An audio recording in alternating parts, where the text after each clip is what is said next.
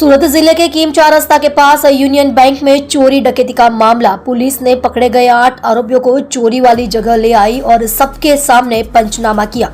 तस्कर कहां से आए, कहां से भागे, कैसे चोरी को अंजाम दिया, पूरी घटना का पुनर्निर्माण किया। कोसंबा पुलिस, जिला एलसीबी, एसओजी पुलिस टीम मौजूद थी। चोरी की वारदात की योजना बनाने वाला सूरज भरत लूहार अभी भी पुलिस की गिरफ्त से दूर है। गिरफ्तार 8 आरोपियों के पास से पुलिस ने कुल 53.58 लाख की रकम बरामद की है। आप देख रहे हो द नया Bharat TV news, editor and chief Vinod Shinde के साथ।